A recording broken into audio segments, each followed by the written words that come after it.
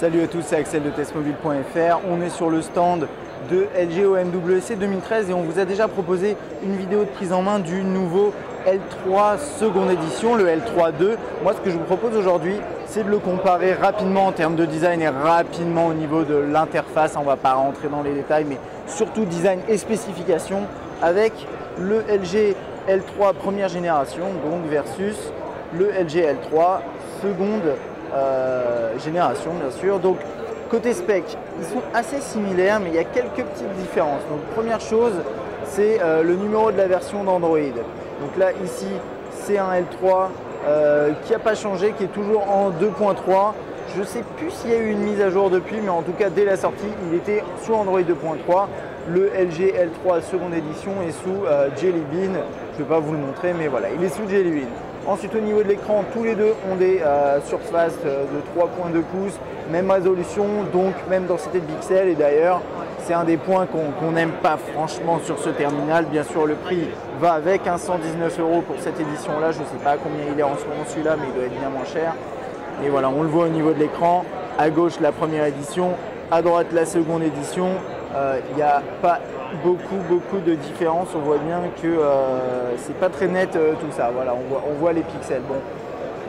Niveau processeur, on est en single core 1 GHz sur le 2, 800 MHz sur le 1, 512 MO de RAM, 384 à gauche, 4 Go de mémoire interne, 1 Go ici, jusqu'à 32 Go via micro SD dans les deux cas, deux appareils photo 3,15 mégapixels dans les deux cas, et une batterie légèrement plus grosse sur le 2 avec 1540 mAh ici contre 1500 ici. On va passer sur les designs des deux terminaux. Donc vous voyez ici au-dessus, je ne sais plus s'il y a une caméra frontale. Là j'ai un petit doute, désolé, je ne sais pas, mais je crois que non dans les deux cas. Donc n'oubliez pas, à gauche c'est le premier. Celui qui est accroché c'est le second avec un design légèrement différent. Ils font la même taille. On a un bouton physique en bas et bien sûr les touches sensibles dans les deux cas. Micro USB. À droite, le bouton de volume. Voilà. Rien. Ils sont, la seconde édition est légèrement moins épaisse d'après ce que je vois. Le jack 3.5, le bouton on-off verrouillé déverrouillé qui est légèrement différent. Rien à droite et à gauche. Hop, je les remets dans le bon sens. On a quand même cette coque ici. C'est du plastique, mais c'est un aspect alu brossé qui est plutôt agréable, comme vous pouvez le voir. Ici, on avait plutôt un plastique avec un léger relief. Personnellement, je trouve que celui-là est plus original. Là, ici, bon, il y a le côté alu brossé qui est sympa, mais là, on avait vraiment quelque chose de peut-être plus travaillé. Je ne sais pas, c'est mon avis. Dans les deux cas, pour être tout à fait honnête, je trouve que ces deux appareils qui ne sont pas très beaux. Mais je dirais que le L3 seconde édition avec ses angles un peu plus arrondis et peut-être un peu plus réussi au niveau du design. Reste que c'est pas très original, faut bien le reconnaître. Après, on est sur des terminaux qui sont pas